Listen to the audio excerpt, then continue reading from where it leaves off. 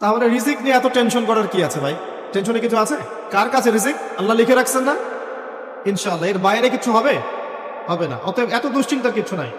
জীবনকে নিয়ে এত দুশ্চিন্তার কিছু নাই। জীবনটাকে কোরআন সুন্নাহর আলোকে এনজয় করেন। কোরআন সুন্নাহকে দিয়ে জীবনকে এনজয় করা যায়। কোরআন এবং সুন্নাহর আনুগত্যের মধ্য দিয়ে আপনি জীবনকে উপভোগ করেন। টেনশন করার দরকার নেই। মনে রাখবেন, আল্লাহ যদি আপনার সাথে থাকেন এবং আল্লাহ যদি আপনাকে কবুল করেন, পৃথিবীর কোনো শক্তি নাই আপনাকে টলাবে। পৃথিবীর কোনো শক্তি নাই, পৃথিবীর সমস্ত শক্তি একত্রিত হয়ে আপনার চুল বাঁকা করতে পারবে না, যদি আল্লাহ আপনার সাথে থাকে। আর যদি আল্লাহ আপনার সাথে না থাকে, আইওয়াস শোডাউন দিয়ে কোনো লাভ হবে না, কেউ আপনাকে বাঁচাতে পারে। অতএব আল্লাহকে আপন করে নেন, যার যার হক তাকে তাকে দেন, নিজের হক আল্লাহর কাছে চেয়ে নেন, ইনশাআল্লাহ আপনি সুখে থাকবেন। এর আগে আল্লাহ পাক একা ছিলেন, আর কিচ্ছু ছিল না। হুয়াল আউয়াল ওয়াল আখির ওয়াজ যাহির ওয়াল বাতিন ওয়া হুয়া বিকুল্লি শাইইন আলিম, সূরা হাদীদ। আল্লাহ পাক একা ছিলেন, কোনো কিছু ছিল না, আল্লাহ একা ছিলেন। আবার কোনো কিছু যখন থাকবে না, আল্লাহ একা থাকবেন। কুল্লু মান আলাইহা ফান ওয়া ইয়াবকা ওয়াজহু রাব্বিকা যুল জালালি ওয়াল ইকরাম। এই বিষয়ে কোনো দ্বিমত আছে? এরপরে আল্লাহ পাক সৃষ্টি করেছেন আরশে আজিম। কি সৃষ্টি করেছেন? বিশাল আরশ, যার ছায়ায় আল্লাহ পাক কিয়ামতের মাঠে 7 শ্রেণীর মানুষকে ছায়া দিবেন। 7 শ্রেণী: 1, ন্যায়পরায়ণ বাদশাহ, যেটা এই বিশ্বে খুঁজে পাওয়াটা পূর্ণিমা চাঁদের মতো। 2, সেই যুবক যে তার পুরো যৌবনকাল আল্লাহর পথে ব্যয় করেছে। এটা সুযোগ আপনার সামনে আছে, আপনি লুফে নিতে পারেন, এই সুযোগটা আপনার সামনে আছে। 3, ওই ব্যক্তি যার কলব বা অন্তর মসজিদের সাথে ঝুলন্ত থাকে, টিকটকের সাথে নয়, মসজিদের সাথে ঝুলন্ত থাকে। এখনকার যুব সমাজের অন্তর অনলাইনে ঝুলন্ত থাকে, দেখবেন। 4, ওই দুই ব্যক্তি, যেই দুই ব্যক্তি পরস্পরকে শুধুমাত্র আল্লাহর জন্য ভালোবাসে। এখানে বয়ফ্রেন্ড গার্লফ্রেন্ড সম্পর্ক বোঝানো হয়নি। এই দুনিয়ার স্বার্থে জর্জরিত ভালোবাসার বাইরেও ডিভাইন একটা ভালোবাসা আছে, সেটা হচ্ছে আল্লাহর জন্য ভালোবাসা। আর যখন আপনি কাউকে আল্লাহর জন্য ভালোবাসবেন, তখন আপনি কষ্ট পাবেন না ইনশাআল্লাহ। যখন আপনি ভালোবাসার মানুষের কাছে কিছু প্রত্যাশা করবেন, তখন আপনি কষ্ট পাবেন পদে পদে। আল্লাহর জন্য ভালোবাসেন মানুষকে, আপনি কষ্ট পাবেন না ইনশাআল্লাহ। দুই ব্যক্তি যারা পরস্পরকে আল্লাহর জন্য ভালোবাসে, আরো সে ছায়া ছায়া পাবে। 5, ওই যুবক যাকে কোনো সুন্দরী নারী আহ্বান করেছে জেনার জন্যে, কিন্তু সেই যুবক বলেছে আমি আল্লাহকে ভয় করি, যেটা এই জেনারেশনের মধ্যে খুঁজে পাওয়া দুষ্কর। বরং তারা উল্টা প্রত্যাশায় থাকে যে কখন কোনো মেয়ে আমাকে প্রপোজ করবে। তারা ইউসুফ নয় আলাইহিস সালাম। 6, ওই ব্যক্তি যার ডান হাত কি দান করছে, বাম হাত খবর রাখে না। ডান হাত কি দান করছে, বাম হাত খবর রাখে না। আমাদের মতো নয় যে অল্প কিছু দান করেই দানবীর টাইটেল লাগিয়ে মানুষের দুয়ারে দুয়ারে যাচ্ছি সাপোর্টের জন্য, এমন নয়। 7, ওই ব্যক্তি যে নীরবে নিভৃতে আল্লাহর কথা স্মরণ করে এবং আল্লাহর কথা স্মরণ করতে করতে তার চোখ দিয়ে অশ্রু প্রবাহিত হয়। এই 7 শ্রেণীর মানুষকে আল্লাহ রাব্বুল আলামিন তার ওই আরশের ছায়ায় কিয়ামতের মাঠে ছায়া দিবেন ইনশাআল্লাহ তাআলা। আমরা কি এই ছায়াটা পেতে চাই? অপশন আমাদের সামনে খোলা আছে। আমরা কিন্তু ওই যুবক হতে পারি, ওই দুই ব্যক্তি হতে পারি, ওই ব্যক্তি হতে পারি যে মসজিদের সাথে সম্পর্ক রাখে, গোপনে দান করতে পারি, রাতে নিভৃত আল্লাহর জন্য কাঁদতেও পারি না? সব সুযোগ আমাদের সামনে আছে। আল্লাহ চাইলে আপনি ন্যায়পরায়ণ বাদশাও হতে পারবেন ইনশাআল্লাহ, যদি আল্লাহ আপনার তাকদীরে লিখে রাখেন। এটাও সম্ভব। চলে আসেন আরশে আজিমের পরে আল্লাহ পাক সৃষ্টি করেছেন কলম, এবং কলম সৃষ্টি করে আল্লাহ পাক পুরো মহাবিশ্বের তাকদীর লিখেছেন। পৃথিবীর শেষ দিন পর্যন্ত কি হবে না হবে, খুঁটিনাটি বিষয়, এত খুঁটিনাটি যে আল্লাহ পাকের ওই লিখার বাইরে পৃথিবীতেও কোনো আযাব গজব আসে না। যা লিখা আছে ওটাই আসবে। পৃথিবীতে যা আসছে, যে আযাব, যে বিপদ, যে বালা মুসিবত গুলো আসছে আসমানি এবং জমিনের, এগুলোও আল্লাহর কাছে লেখা আছে। বলেন সুবহানাল্লাহ। এমনকি এই পৃথিবীতে কতজন মানুষ এসেছে, চলে গেছে এবং আসবে, এই হিসেব আল্লাহর কাছে আছে। চিন্তা করতে পারেন, পৃথিবীতে কত মাখলুক আছে, হিসেব আল্লাহর কাছে আছে। এই মহাবিশ্বে কত গ্যালাক্সিজ আছে, গ্রহ নক্ষত্র আছে, আল্লাহর কাছে হিসেব আছে। পিঁপড়া কতটুকু আছে, এই পৃথিবীতে, এটা আল্লাহ জানেন কতগুলো আছে। সমুদ্রের নিচে কি আছে আল্লাহ জানেন। প্রতিটা বিষয় মহাবিশ্বে লিখিত হয়ে গেছে। এখন যে আল্লাহর কাছে সব লিখিত আছে, সেই আল্লাহ কি আমার রিজিকের মালিক নন? তাহলে রিজিক নিয়ে এত টেনশন করার কি আছে ভাই? টেনশনে কিছু আছে? কার কাছে রিজিক? আল্লাহ লিখে রাখছেন না? ইনশাআল্লাহ এর বাইরে কিছু হবে? হবে না। অতএব এত দুশ্চিন্তার কিছু নাই। জীবনকে নিয়ে এত দুশ্চিন্তার কিছু নাই। জীবনটাকে কোরআন সুন্নাহর আলোকে এনজয় করেন। একটা বই আছে না, এনজয় ইওর লাইফ, বইটা পড়েছেন? কোরআন সুন্নাহকে দিয়ে জীবনকে এনজয় করা যায়। কোরআন এবং সুন্নাহর আনুগত্যের মধ্য দিয়ে আপনি জীবনকে উপভোগ করেন। টেনশন করার দরকার নেই। মনে রাখবেন, আল্লাহ যদি আপনার সাথে থাকেন এবং আল্লাহ যদি আপনাকে কবুল করেন, পৃথিবীর কোনো শক্তি নাই আপনাকে টলাবে। পৃথিবীর কোনো শক্তি নাই, পৃথিবীর সমস্ত শক্তি একত্রিত হয়ে আপনার চুল বাঁকা করতে পারবে না, যদি আল্লাহ আপনার সাথে থাকে। আর যদি আল্লাহ আপনার সাথে না থাকে, আইওয়াস শোডাউন দিয়ে কোনো লাভ হবে না, কেউ আপনাকে বাঁচাতে পারে। অতএব আল্লাহকে আপন করে নেন, যার যার হক তাকে তাকে দেন, নিজের হক আল্লাহর কাছে চেয়ে নেন, ইনশাআল্লাহ আপনি সুখে থাকবেন। তাকদীর আল্লাহ পাক লিখে ফেলেছেন। এরপরে আল্লাহ রাব্বুল আলামিন কি লিখেছেন? এরপরে আল্লাহ রাব্বুল আলামিন মহাবিশ্ব সৃষ্টি করেছেন 6 দিনে। কয় দিনে? কোরআনে দলিল আছে, হুয়াল্লাযী খালাকাস সামাওয়াতি ওয়াল আরদা ফি সিত্তাতি আইয়াম। তিনি সেই আল্লাহ যিনি আসমান সমূহ, একটা আসমান নয়, আসমান সমূহ মানে যতগুলো আসমান আছে। আর আমরা জানি 7টা আসমান আছে। কয়টা? 7টা মহাবিশ্ব আছে। এখন পর্যন্ত সায়েন্স যত কিছু আবিষ্কার করেছে, এগুলো প্রথম মহাবিশ্বের আবিষ্কার। দ্বিতীয়টাতে ওরা যেতেই পারেনি এখন পর্যন্ত। অতদূর পর্যন্ত স্পেসশিপ যেতেই পারবে না। কথা কি বুঝতে পারছেন? এটা প্রথম আসমানের বিষয়। এরকম আরো 6টা আসমান মহাবিশ্ব আল্লাহ পাক প্রস্তুত করেছেন। তারপরে আছে সিদরাতুল মুনতাহা, তার উপর একটা মহাসাগর আছে, তারপরে কুরসি, তার উপর আরশে আজিম। আর আরশে আজিমের উপরে আল্লাহ সুবহানাহু ওয়া তাআলা। এখানে একজন মানুষ ওই পর্যন্ত চলে গিয়েছিলেন। তিনি কে? মুহাম্মদুর রাসূলুল্লাহ সাল্লাল্লাহু আলাইহি ওয়াসাল্লাম। তার মর্যাদা আর বোঝার বাকি আছে? তো সবার প্রতি অনুরোধ থাকবে, সেই ব্যক্তি, সেই নবী মুহাম্মদ সাল্লাল্লাহু আলাইহি ওয়াসাল্লামের সুন্নাহ মাফিক জীবনযাপন করেন। আল্লাহ পাক তৌফিক দান করুন। এবং এই সুন্নাহটা জীবনের একটা ক্ষেত্রে মানলে হবে না, জীবনের সমস্ত ক্ষেত্রেই মানতে চেষ্টা করতে হবে। আল্লাহ পাক তৌফিক দান করুন। আল্লাহ রাব্বুল আলামিন এরপরে মহাবিশ্ব সৃষ্টি করে দীর্ঘদিন পর্যন্ত, অনন্তকাল বলবো না, দীর্ঘদিন পর্যন্ত মানুষ সৃষ্টি করেন নাই। জি, সূরা দাহরের প্রথম আয়াতে আল্লাহ পাক বলেছেন, হাল আতা আলাল ইনসান হিনুম মিনাদ দাহরি লাম ইয়াকুন শাইআন মাযকুরা। মানুষের উপরে এমন একটা সময় চলে গেছে যে মানুষ কোনো আলোচ্য বিষয় ছিল না। মানে মানুষ সৃষ্টি করা হবে, এখন দুনিয়া যা হচ্ছে দেখতে পাচ্ছেন, আমরা কোনো টপিকই ছিলাম না। এত সময় চলে গেছে মহাবিশ্ব। এখন মনে হয় দুনিয়াটা আমাদের, তাই না? মানুষই সব, মানুষই এই দুনিয়ার পলিটিক্যাল মালিক, ইকোনমিক মালিক, সংস্কৃতির মালিক, পরিবার, ব্যক্তি, সমাজ, সবকিছু মালিককে মালিক মনে হয় এখন মানুষকে। কিন্তু এমন একটা সময় ছিল যখন আল্লাহ বলছেন মানুষ সৃষ্টি হবে, এই বিষয়টা অনেক দূরের পথ ছিল। আল্লাহর জ্ঞানে ছিল, কিন্তু মহাবিশ্বে মানুষের অস্তিত্ব ছিল না। এই মহাবিশ্বেই মানুষের অস্তিত্ব ছিল না। আল্লাহ রাব্বুল আলামিন মহাবিশ্ব সৃষ্টি করেছেন কুন ফায়াকুন, হও হয়ে যাও। সূরা আম্বিয়া 30 নম্বর আয়াতে আল্লাহ পাক বলেছেন, আওয়ালাম ইয়ারাল্লাযীনা কাফার, কাফেররা কি লক্ষ্য করে দেখে না, আন্নাস সামাওয়াতি ওয়াল আরদা কানাতা রাতকান ফাফাতাকনাহুমা, কাফেররা কি লক্ষ্য করে দেখে না যে আসমান সমূহ এবং জমিন একটা বিন্দুর মধ্যে একত্রিত ছিল, আমি আল্লাহ এটাকে বিস্ফোরিত করে দিয়েছি, পৃথক করে দিয়েছি। এটা সায়েন্সের একটা থিওরির সাথে মেলে না? কোন থিওরি? তারা বলছে বিগ ব্যাং থেকে সব সৃষ্টি হয়েছে, আর আল্লাহ পাক বলছেন বিগ ব্যাং আমি ঘটিয়েছি। তাহলে চিন্তা যেখানে শেষ, আল্লাহ পাকের কুদরত সেখান থেকে কি শুরু। তা আমরা সীমাবদ্ধতা বুঝতে পারছি সায়েন্সের। আমি নিজেও সায়েন্সের ছাত্র, বাট আমি এটা স্বীকার করি যে সায়েন্স সবকিছুর সমাধান দিতে পারবে না। কারণ আপনি কমন একটা প্রশ্ন করেন যে রূহ কাকে বলে, সায়েন্সকে বলেন যে can you give us the definition of রূহ, আমাদেরকে রূহের সংজ্ঞা দিতে পারবেন? রূহটা কঠিন নাকি তরল না বায়বীয় নাকি, আপনি কি ব্যাখ্যা করতে পারবেন? পারবেন না। সিম্পল।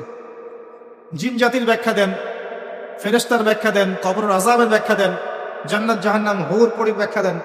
হুর পরি না, হুর আইন, ভুল হয়েছে, হুর আইন, মিজান, পুলসিরাত, এগুলোর ব্যাখ্যা দিতে পারবে? আমাদের আত্মাটারই তো ব্যাখ্যা দিতে পারছে না। ঘুম স্বপ্নের ব্যাখ্যা দিতে পারবে? ঘুমন্ত অবস্থায় মানুষ হাসছে এবং কাঁদছে, কি জন্যে ব্যাখ্যা দিতে পারবে?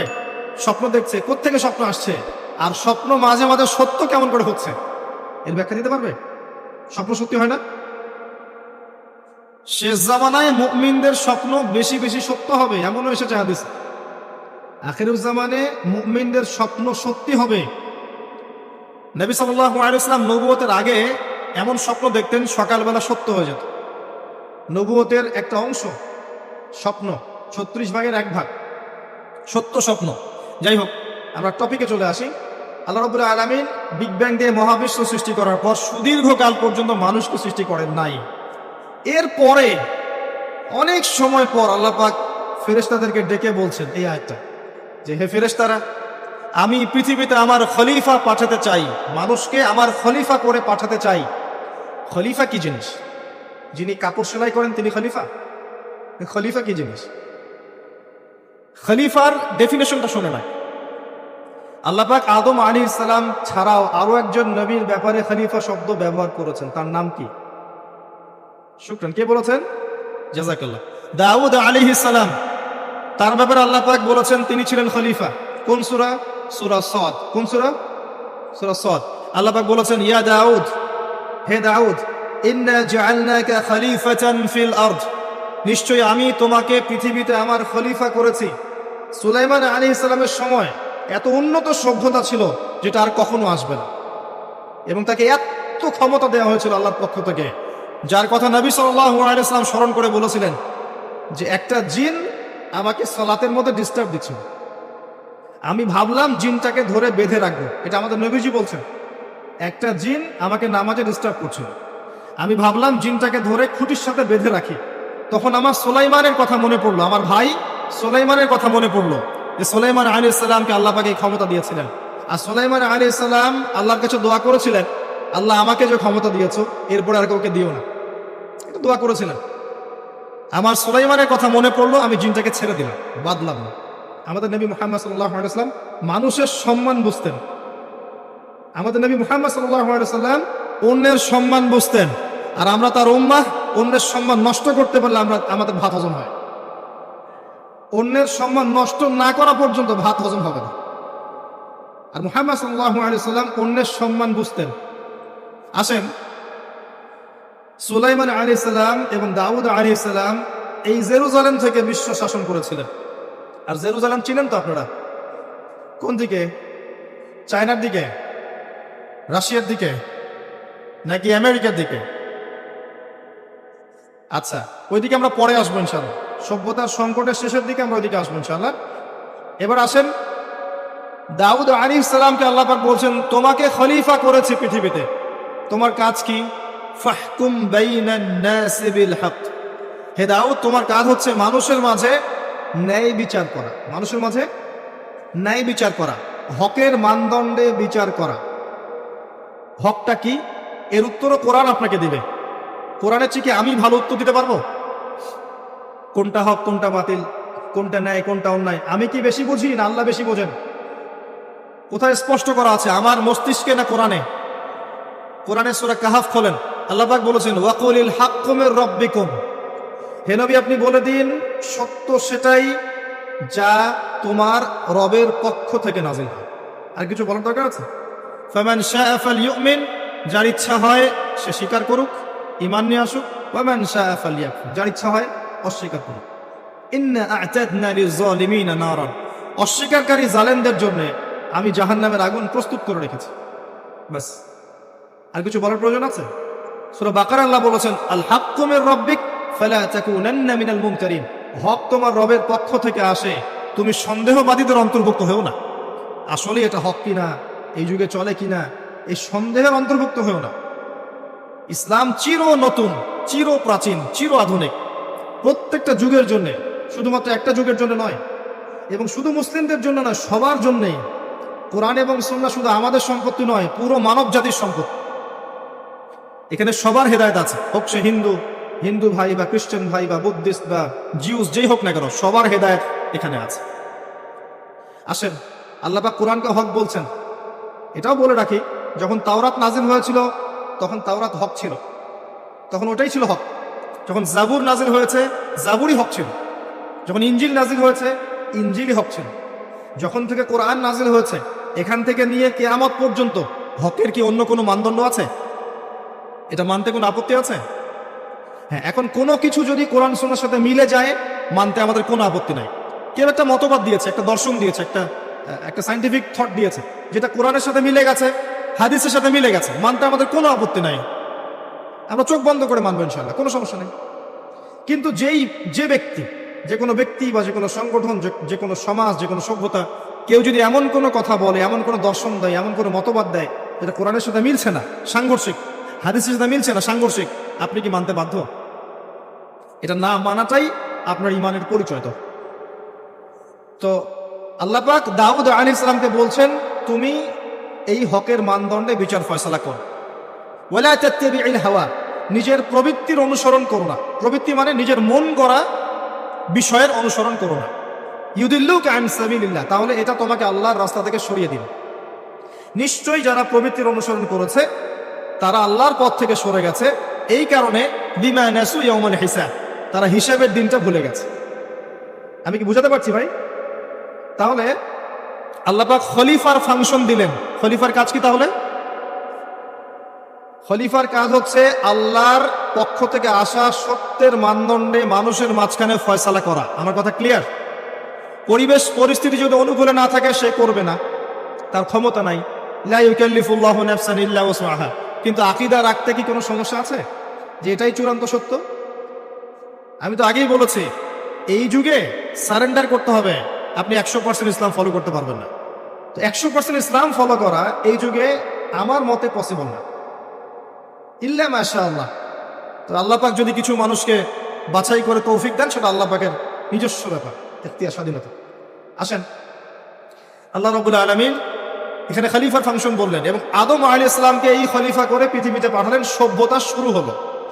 সভ্যতার শুরু রোমকদের দ্বারা হয় নাই, সভ্যতার শুরু পশ্চিমাদের দ্বারা হয়নি, সভ্যতার শুরু হয়েছে নবীদের দ্বারা। সর্বপ্রথম সভ্যতার ধারক বাহক হচ্ছেন আদম আলাইহিস সালাম, যাকে আল্লাহ পাক খলিফা করে পৃথিবীতে পাঠিয়েছেন। যে বা যারা পৃথিবীতে আল্লাহর বিধান অনুযায়ী চলছে, তারা আল্লাহর খলিফা। কথা বুঝতে পারছেন? আর যারা পৃথিবীতে আল্লাহর বিধান অনুযায়ী চলছে না, তারা আল্লাহর খলিফা নয়, তারা শয়তানের খলিফা। এবার আসেন, আদম আলাইহিস সালামকে সৃষ্টি করার পরেই কি পৃথিবীতে পাঠানো হয়েছে? না, আগে কি করা হয়েছে? আগে জ্ঞান শিক্ষা দেওয়া হয়েছে। শুরু থেকেই জ্ঞান আছে, আর এই জ্ঞান সৃষ্টিগতভাবে আমাদের মধ্যে ছিল না, আল্লাহ পাক শিখিয়েছেন। তাহলে সভ্যতা এগিয়ে যাবে কিভাবে? জ্ঞান চর্চার মধ্য দিয়ে। বুঝতে পারছেন? আগে জ্ঞান। এখনো যদি আপনি একটা সুন্দর সভ্যতা চান, জ্ঞান চর্চা, এছাড়া কোনো অপশন নাই। জ্ঞান এর চর্চা, প্রচার, সভ্যতা, সমাজ সুন্দর হবে ইনশাআল্লাহ। এরপর কি হলো? সভ্যতা এগিয়ে গেল কিভাবে? তার বুকের হাড় থেকে হাওয়া আলাইহিস সালাম, এই যে সভ্যতার একটা অংশ, মহিলাদেরকে ছাড়া কি আপনি সমাজ চিন্তা করতে পারবেন? তারা আমাদের মধ্য থেকেই সৃষ্টি, এবং বাঁকা হাড় থেকে। জোরে চাপ দিতে যায় না, ভেঙে যাবে। জোরে চাপ দিতে যায় না, ভেঙে যাবে। বাস্তব অভিজ্ঞতা থেকেই বলছি। আর ছেড়ে দিলে আবার ওইভাবেই থেকে যাবে। এই জন্য উত্তম নসিহতের মধ্য দিয়ে একটু মানায় টানায় চলতে হবে আর কি। দুনিয়ার জীবন সবকিছু 100% মনের মতো হবে না, একটু মানায় নিয়ে চলতে হবে। কারণ আমি নিজেও সাহাবী নই, দেখবেন আমার স্ত্রীও মহিলা সাহাবী নন, আপনিও সাহাবী নন, আপনার স্ত্রীও মহিলা সাহাবী নন। তাই ওই হিসাব কিতাব করে লাভ নাই। আমরা সবাই অপরাধী, সবার মাঝে ল্যাকিংস আছে। এই জন্য সবার উচিত সবার ভুলগুলোকে ক্ষমা করে দুনিয়ার জীবনটা হৃদ্যতা, ভালোবাসার সাথে কাটানো। তাহলে পরিবার ঠিক থাকবে ইনশাআল্লাহ। এরপরে কি? পরীক্ষা। কিসের পরীক্ষা? এই গাছের কাছে যেও না। কোন গাছ? এই প্রশ্নের দরকার নাই তো আমার, কোন গাছ? যে গাছই হোক, এই গাছের কাছে যেও না। তার আগে আল্লাহ পাক বলে দিলেন, আদম আসো। ফেরেশতাদেরকে ডাকলেন, আদম তুমি এই নামগুলো বলে দাও। তিনি সব নাম বলে দিলেন। ফেরেশতাদেরকে আগে জিজ্ঞাসা করেছিলেন, তোমরা বলে দাও। তারা বলেছে লা ইলমা লানা ইল্লা মা আল্লামতানা। এখানে জ্ঞানের মধ্য দিয়ে আল্লাহ পাক আদম আলাইহিস সালামকে সম্মানিত করলেন। জ্ঞান, সম্মান, নবী, সভ্যতার সূচক। আমার কথা কি বুঝতে পারছেন? এরপরে ইবলিস, সবাই সিজদা করলো। আদম জ্ঞানে জয়ী হয়েছে, তোমরা সবাই তাকে সেজদা করো। আল্লাহ পাক আদম আলাইহিস সালামকে বড় করলেন, কারণ তিনি তাকে ভালোবাসেন। আল্লাহ পাক আমাদেরকে ভালোবাসেন, বাসেন না? আল্লাহ পাক আমাদেরকে প্রচন্ড ভালোবাসেন। আর আপনি যাকে ভালোবাসবেন তাকে বড় করতে চাইবেন না? আল্লাহ পাক আদম আলাইহিস সালামকে উঁচু করলেন, তোমরা আদমকে সিজদা করো। ওয়া ইয কুলনা লিল মালাইকাতি ইসজুদু লি আদম ফাসাজাদু, সবাই সিজদা করলো ইল্লা ইবলিস। ইবলিস কেন সিজদা করলো না? কিয়াস করলো, খলাকতানি মিন নার ওয়া খলাকতাহু মিন তিন, আমাকে সৃষ্টি করেছেন আগুন দিয়ে, তাকে সৃষ্টি করেছেন মাটি দিয়ে, আমি কেন তাকে সিজদা করতে যাব? রিমেম্বার, লিসেন টু মি, ইবলিসের জ্ঞান ছিল, ইবলিসের আমল ছিল। আই রিপিট, ইবলিসের জ্ঞান ছিল, ইবলিসের আমল ছিল, ইবলিসের মাঝে বিনয় ছিল না, অহংকার ছিল। ইবলিস ধ্বংস হয়ে গেছে। যদি আমাদের জ্ঞান, আমাদের ডিগ্রি, আমাদের সার্টিফিকেট আমাদেরকে অহংকারী বানায়, আমরা ইবলিসের কাতারভুক্ত হয়ে যাব, নাউজুবিল্লাহ। ঠিক আছে? এবার ইবলিসকে বের করে দেওয়া হলো, চিরস্থায়ী জাহান্নামী, অভিশপ্ত করা হলো। আদম এবং হাওয়া আলাইহিস সালাম জান্নাতে রাখা হলো। গাছের কাছে যেও না, তারা চলে গেলেন। কিভাবে চলে গেলেন? এখানে আসেন। ইবলিস এসে ওয়াসওয়াসা দিয়েছে। কি ওয়াসওয়াসা সেটা শোনেন। এটা একটা ভালো প্রশ্ন। কোন ওয়াসওয়াসায় পরে তার এই কাজটা করে ফেললেন? এটা সূরা তহার মধ্যে আছে। কোন সূরা? তহা। এখানে আল্লাহ পাক বলেছেন, ইবলিস এসে বলেছিল যে তোমরা যদি ওই গাছের কাছে যাও এবং এর ফল খাও, তাহলে তোমরা চিরস্থায়িত্ব লাভ করবে। চিরস্থায়িত্ব, অমর হয়ে যাবে, অমর। কথা বুঝতে পারছেন? অমরত্ব। অমরত্বের টোপ দিয়ে ইবলিস এভাবে ওয়াসওয়াসা দিয়েছে আমাদের পিতাকে, আমাদের মাকে। এর ফলশ্রুতিতে আল্লাহ রাব্বুল আলামিন আমাদেরকে নামিয়ে দিয়েছেন পৃথিবীতে। আল্লাহ পাক নামিয়ে দেওয়ার সময় আদম এবং হাওয়া আলাইহিস সালাম তাদেরকে ক্ষমা করে দিয়েছেন, কিন্তু একটা সময় দিয়েছেন, এখন আর জান্নাতে থাকা হবে না, পৃথিবীতে চলে যাও, এখানেও চিরস্থায়ী জীবন পাবে না, নির্দিষ্ট সময় থাকবে। এর মধ্যে আমি তোমাদের রিজিক দিব, তোমাদেরকে আমি খাবার দিব, বাসস্থান দিব, সবকিছু দিব, স্ত্রী সন্তান যা যা লাগে মৌলিক চাহিদা সব দিব। তখন যদি তোমরা আমার হেদায়েতকে মেনে চলো, আবার জান্নাতে ফিরে আসবে। যদি না মানো, ইবলিসের সাথে জাহান্নাম। কথা ক্লিয়ার? সহজ সরল জীবন দর্শন, দ্য ফিলোসফি অফ লাইফ। এত দর্শন শেখার দরকার নাই। আমরা দর্শনের বই পড়তে পড়তে মাথা খারাপ হয়ে গেছে। পশ্চিমা দর্শন, জৈন দর্শন, চারবাক দর্শন, ইউরোপিয়ান দর্শন, আধুনিক দর্শন পড়তে পড়তে অবস্থা খারাপ। মার্ক্সীয় দর্শন। সুবহানাল্লাহ, একটা সহজ সরল জীবন দর্শন আল্লাহ দিয়েছেন। সূরা বাকারার আয়াত নাম্বার 38 এবং 39, দুটো আয়াত। কি দর্শন? আল্লাহ বলছেন, কুল নাহবিতু মিনহা জামিআ, আমি আল্লাহ বললাম তোমরা সবাই নেমে যাও। কারা কারা সবাই? আদম, হাওয়া, ইবলিস, তোমরা নেমে যাও পৃথিবীতে। ফাইম্মা ইয়াতিয়ান্নাকুম মিন্নি হুদান, তোমাদের কাছে আমার পক্ষ থেকে হেদায়েত আসবে। কি আসবে? এই যে তাওরাত, জাবুর, ইনজিল, কোরআন, আল্লাহর বাণী, ওহী, এগুলো আসবে, রাসূল আসবেন।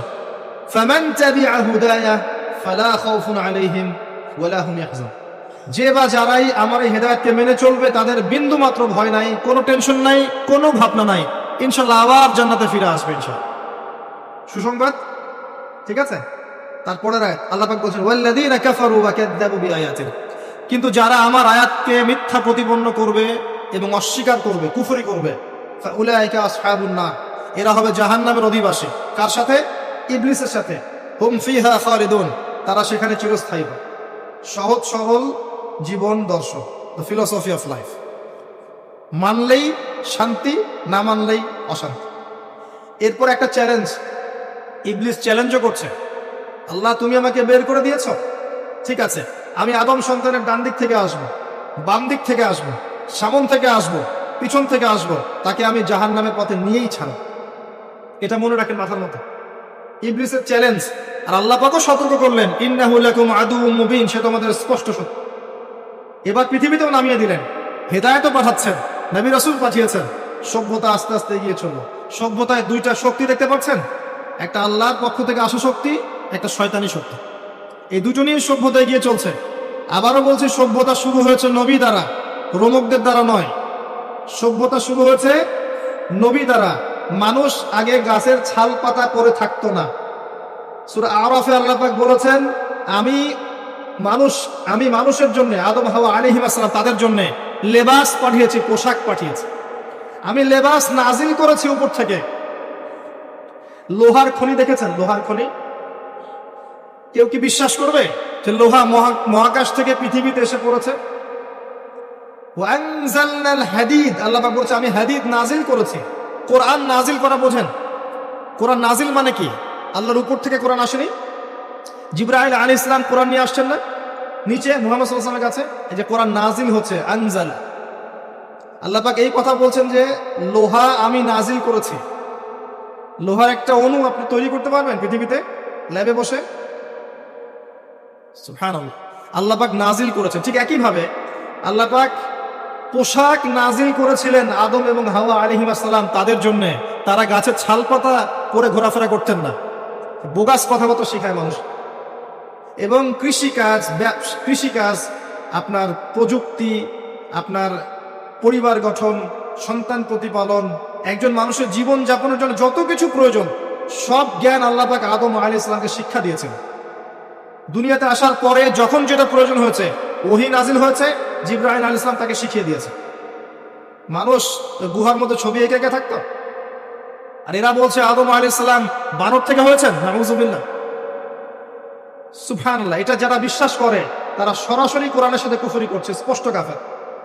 আদম আলাইহিস সালাম আল্লাহ পাক তাকে হাত দিয়ে সৃষ্টি করেছেন, নিজের হাতে সৃষ্টি করেছেন।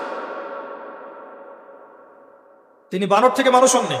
হ্যাঁ, যারা এই মতবাদটা দিয়েছে ওরা বানর থেকে মানুষ হতে পারে, আমরা হই না। বরং সূরা বাকারা আপনি উল্টা চিত্র দেখতে পারবেন। সূরা বাকারা দেখবেন, পড়তে পড়তে দেখবেন একটা জায়গায় আছে যে শনিবারের সীমা লঙ্ঘন করার জন্য কিছু মানুষকে, বনু ইসরাইলের কিছু মানুষকে আল্লাহ পাক মানুষ থেকে বানর বানিয়ে দিয়েছে। আছে না দলিল? তাহলে এটার প্রমাণ পাওয়া যাচ্ছে। সুবহানাল্লাহ। আসেন সভ্যতা এগিয়ে চলল। সভ্যতা দুটো শক্তি, আল্লাহর বিধান, আল্লাহ নাজিলকৃত পবিত্র তাওহীদ, এবং অপর সাইডে আছে শয়তানের শিরক। কথা কি বুঝতে পারছেন? দিন দিন এগিয়ে চলতে লাগলো। প্রথম কি ক্রাইমটা হলো পৃথিবীতে? সভ্যতার প্রথম ক্রাইম হয়েছে হাবিল কাবিল। কে কাকে হত্যা করেছে?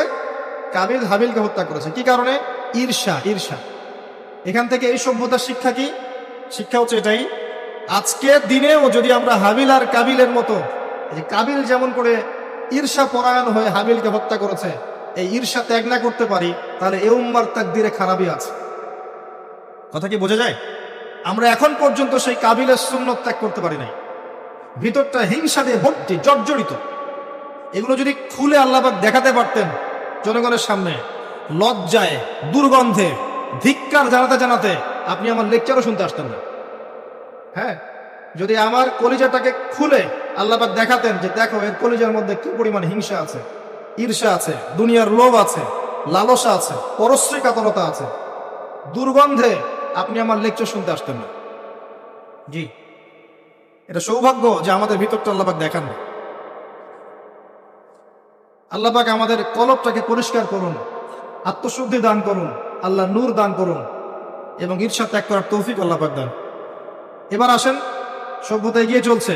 লেকচারটা একটু লম্বা হতে পারে, একটু ধৈর্য ধরেন। সভ্যতা এগিয়ে চলছে।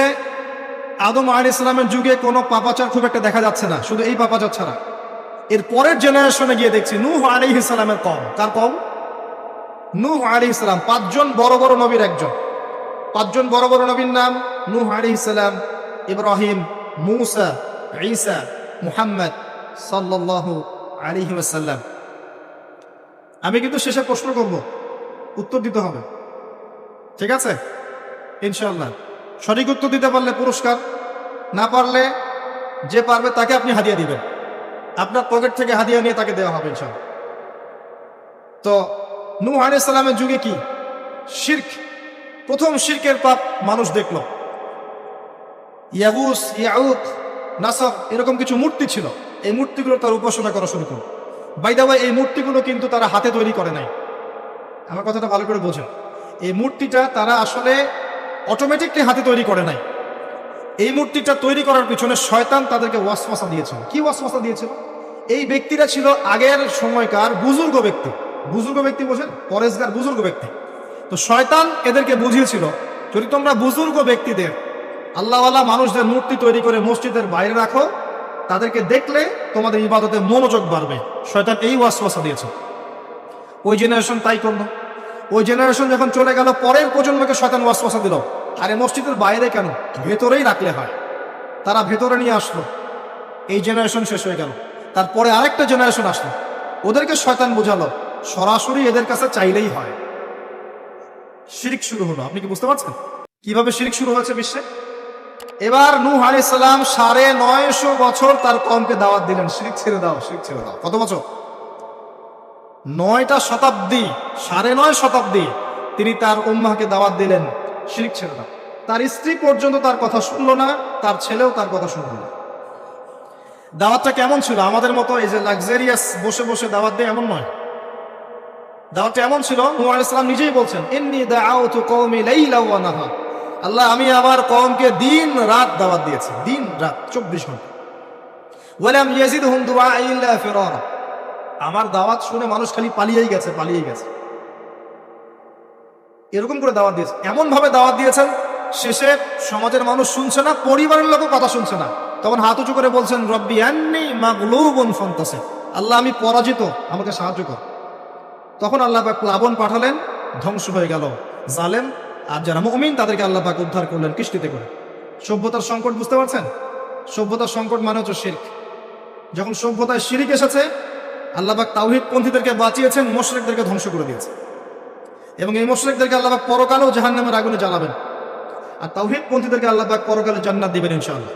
এই সভ্যতা এগিয়ে যাচ্ছে, এরপরে আরো এগিয়ে গেল। সব তো বলার সময় নাই, কয়েকটা বলছি। এগিয়ে যেতে যেতে একটা কওম আসলো, একটা সভ্যতা আসলো, যারা এত শক্তিশালী, ফিজিক্যাল স্ট্রাকচার এত লম্বা চওড়া, মানে এক একজন তাল গাছের সমান সমান লম্বা মানুষ, আদম সন্তান। পাহাড় কেটে কেটে বাড়ি নির্মাণ করে। এবং তাদের এই সভ্যতা সম্পর্কে আল্লাহ পাক বলেছেন যে লাম ইউখলাক মিসলুহা ফিল বিলাদ। এমন সভ্যতা পৃথিবীতে সৃষ্টি করা হয়নি। এত উচ্চ মানের সভ্যতা ছিল। এদের নাম ছিল আদ জাতি। আদ কি নাম? তাদের নবী ছিলেন হুদ আলাইহিস সালাম। কি নাম? হুদ আলাইহিস সালাম। তিনি দাওয়াত দিলেন একই স্টাইলে, আল্লাহর ইবাদত করো, আমার আনুগত্য করো, শিরিক করো না, ইত্যাদি ইত্যাদি। কওম তার কথা শুনলো না। অল্প কিছু মানুষ শুনলো, তাদেরকে তিনি সাথে নিয়ে চলে গেলেন। আল্লাহ পাক জালেমদেরকে ধ্বংস করে দিলেন।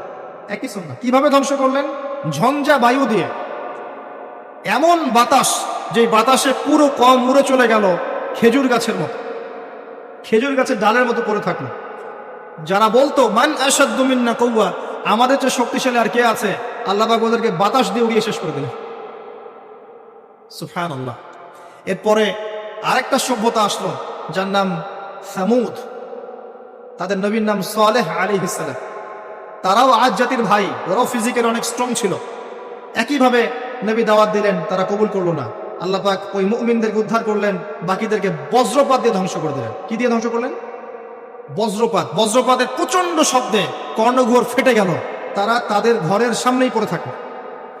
এটা একটা কওম ছিল, যেই কওমটাকে বলা হয়েছিল যে সময় আছে তোমাদের সামনে, তোমরা চাইলে তওবা করে ফিরে আসতে পারো, অথবা 3 দিন ভোগবিলাস করতে পারো, ধ্বংস আসবে, আযাব আসবে। ওরা বলেছিল বরং আমরা 3 দিন ভোগবিলাস করে নেব। কোন সম্প্রদায়ের সাথে এই আকীদাটা মিলছে? বর্তমান যুগের কোন সভ্যতার সাথে এই আদর্শটা মিলছে? কথা কি বুঝতে পারেন? কারা শিখায় মানুষকে খাওয়া দাও ফুর্তি করো, খাওয়া দাও ফুর্তি করো, কালকের কি চিন্তা, আজকেই বেঁচে নাও? কারা শিখায়? এই যে সালেহ আলাইহিস সালামের কওম এমন ছিল।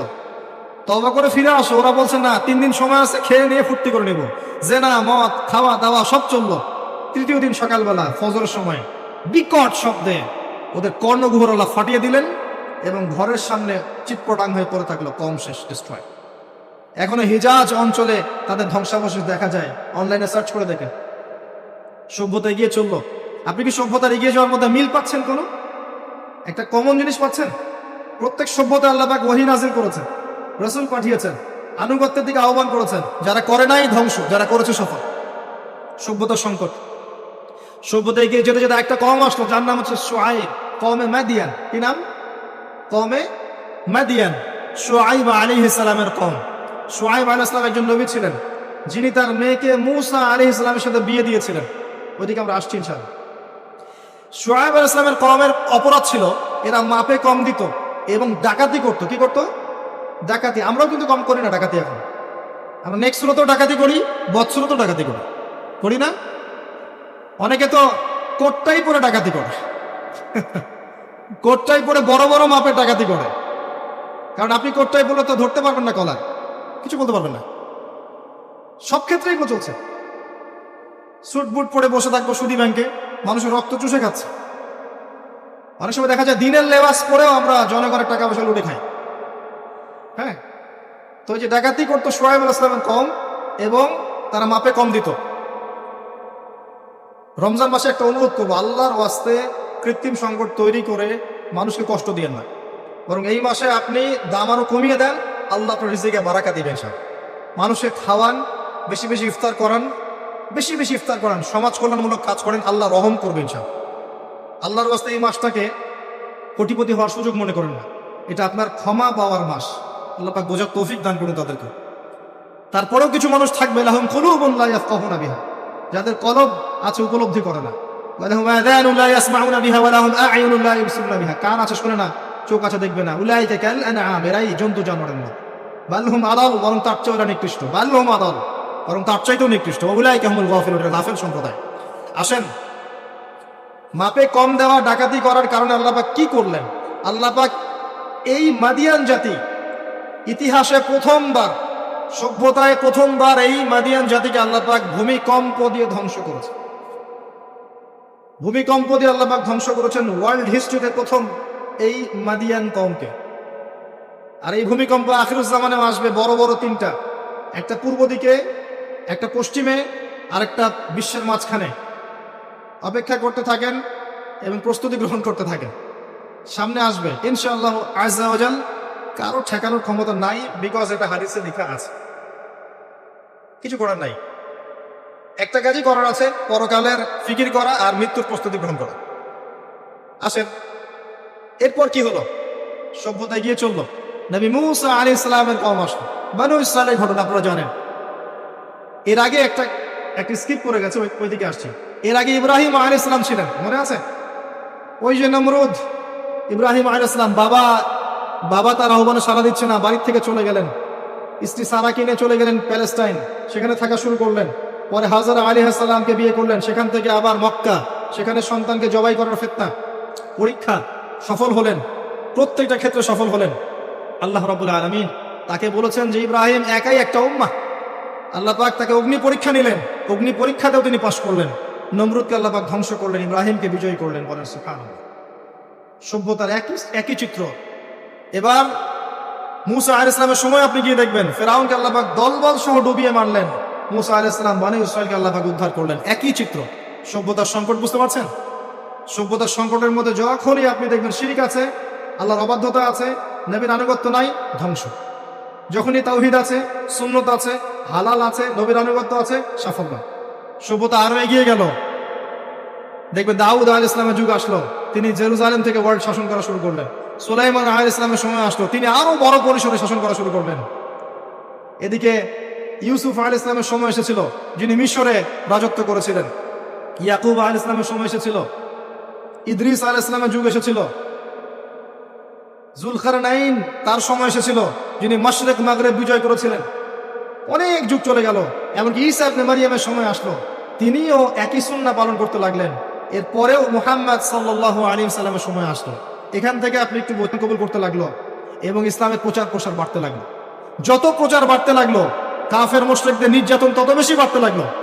এত নির্যাতন বাড়তে লাগলো, এক পর্যায়ে মক্কা থেকে আবিসিনিয়ায় হিজরত করতে হলো, হাবাসা, ইথিওপিয়ায়। সেখানে বাদশা নাজাশী ছিলেন, তিনি মুসলিমদেরকে আশ্রয় দিলেন, সেখানে মুসলিমরা থাকতে লাগলো। এমনকি নবী সাল্লাল্লাহু আলাইহি ওয়াসাল্লাম তায়েফে গেলেন সাহায্য পাওয়ার আশায়। তায়েফবাসী খারাপ ব্যবহার করলো, তাকে রক্তাক্ত করলো, তিনি আবার মক্কায় ফিরে আসলেন।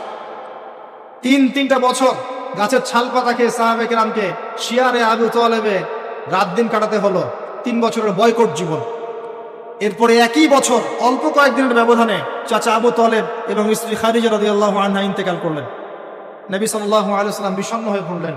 আল্লাহ পাক তাকে মেরাজ ঘটালেন, তার সমস্ত বিষণ্ণতা দূর হয়ে গেল।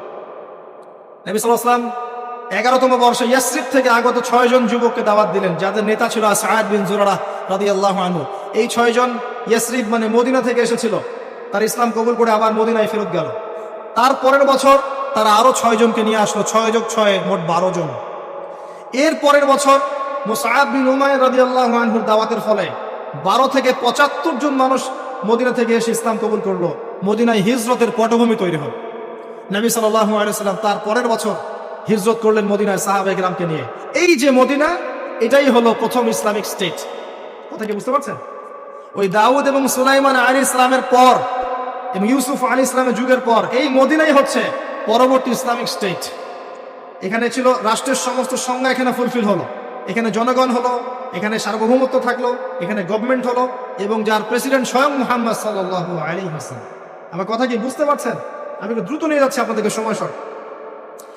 এবার এই মদিনাকে প্রোটেক্টেড করার জন্য নবী সাল্লাল্লাহু আলাইহি ওয়াসাল্লাম সামরিক বাহিনী থেকে শুরু করে ইকোনমিক বেস, আপনার পলিটিক্যাল অ্যাফেয়ার্স, সমস্ত বিষয়গুলো করতে লাগলেন।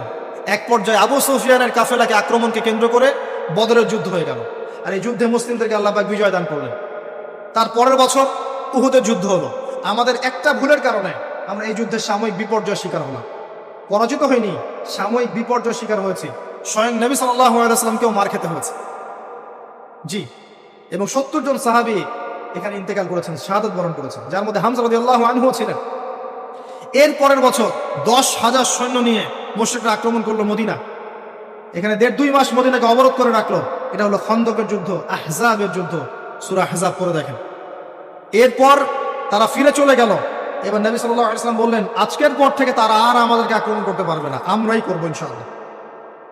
এরপর নবী সাল্লাল্লাহু আলাইহি ওয়াসাল্লাম দাওয়াত বাড়াতে লাগলেন, ইকোনমিক বেস বাড়াতে লাগলেন, সামরিক বিষয়গুলো শক্তিশালী করতে লাগলেন এবং গোত্রে গোত্রে ইসলামের দাওয়াত পৌঁছে দিতে লাগলেন। এক পর্যায়ে স্বপ্ন দেখলেন তিনি মক্কা তাওয়াফ করছেন। সাহাবীরা বুঝে ফেললেন যে আমরা মক্কায় ঢুকবো। তারা ইহরাম বেঁধে মক্কায় ঢুকতে লাগলেন। প্রতিবন্ধকতা দেওয়া হলো হুদাইবিয়া নামক জায়গায়। হুদাইবিয়া নামক জায়গায় খালিদ বিন ওয়ালিদ, যিনি তখন ইসলাম কবুল করেননি রাদিয়াল্লাহু আনহু, তিনি মুসলিমদেরকে ঠেকিয়ে দিলেন, যাওয়া হবে না। এর ফলশ্রুতিতে এখানে চুক্তি হলো, যেটাকে আমরা হুদাইবিয়া সন্ধি বলে থাকি।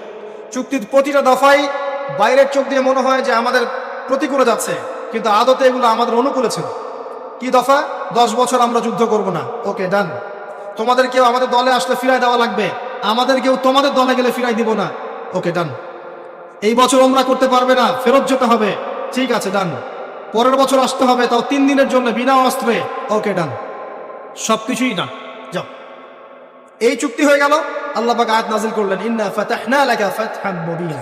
এই চুক্তির মধ্যেই তোমাকে আমি বিজয় দিয়েছি হে নবী সাল্লাল্লাহু আলাইহি ওয়াসাল্লাম। বলেন সুবহানাল্লাহ। কি বিজয়? বোঝেন এই জায়গাটা। কুরাইশরা ছিল সবচেয়ে বড় শত্রু, আর আমাদের আরেকটা শত্রু ছিল ইহুদিরা, যাদের মধ্যে 3টা গোত্র ছিল, বনু কুরাইজা, বনু কাইনুকা, বনু নাজির।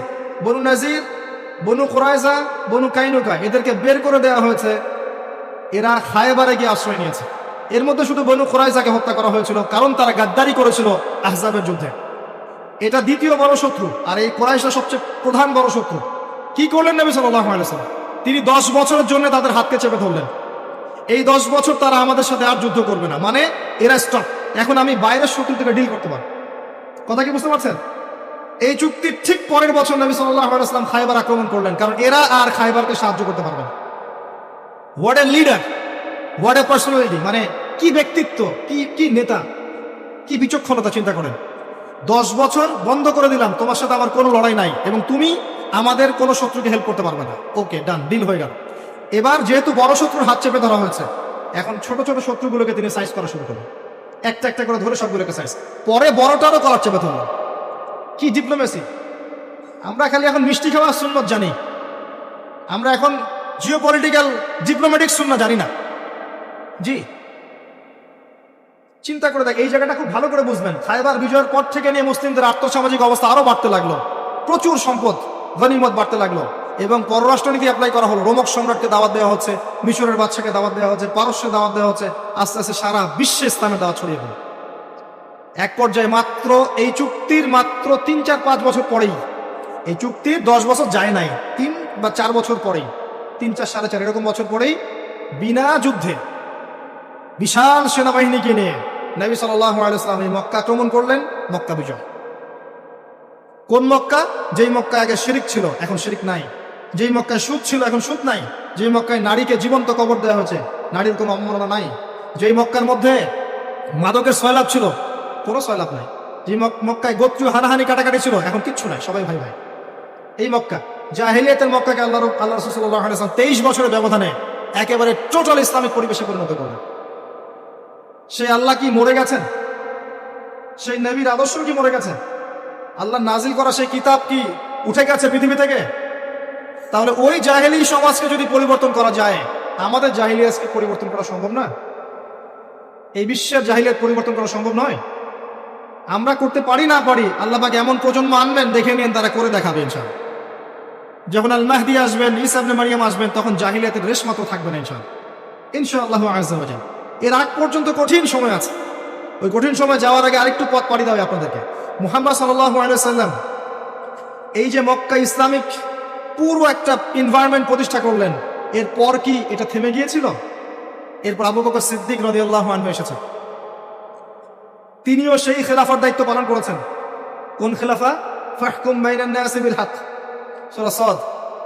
তারপরে এসেছেন ওমর ইবনে খাত্তাব, আরো 10 বছর, তখন মুসলিমরা অর্ধ বিশ্ব শাসন করেছে। এরপরে এসেছেন উসমান রাদিয়াল্লাহু আনহু, মুসলিমরা আরো বড় বিশ্ব শাসন করেছে। তারপরে এসেছে আলী রাদিয়াল্লাহু আনহু যুগ, তখন মুসলিমরা অভ্যন্তরীণ কিছু দ্বন্দ্বে লিপ্ত হয়ে গিয়েছিল। এখানে মুসলিমদের শক্তিটা কিছুটা কমে যায়। আলী রাদিয়াল্লাহু আনহুকে হত্যা করা হয়েছিল, তাকে চোরাগুপ্ত হামলা চালিয়ে হত্যা করা হয়েছে, ঠিক যেমন ওমর রাদিয়াল্লাহু আনহুকে হত্যা করা হয়েছিল। এরপর কি হয়েছে? এরপর মুসলিমদের মাঝে আস্তে আস্তে ফিতনা বাড়তে শুরু করেছে।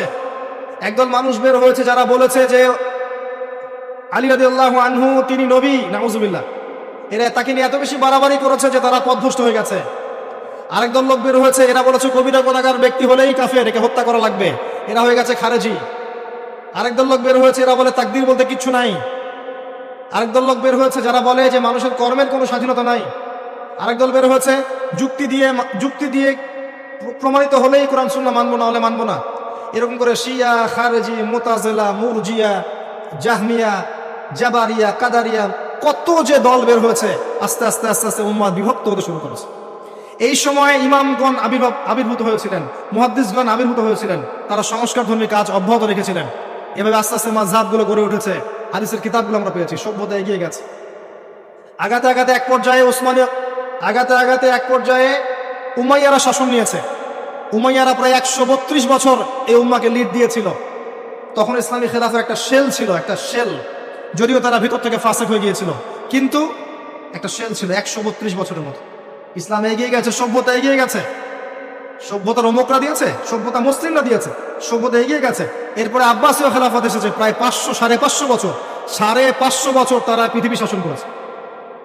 আব্বাসীয়দের সময় মুসলিমদের ভিড় যখন দুর্বল হয়ে যায়, তখন মঙ্গোলিয়ানরা আব্বাসীয়দেরকে আক্রমণ করেছিল এবং 40 দিনের ব্যবধানে 20 লাখ মুসলিমকে হত্যা করেছে।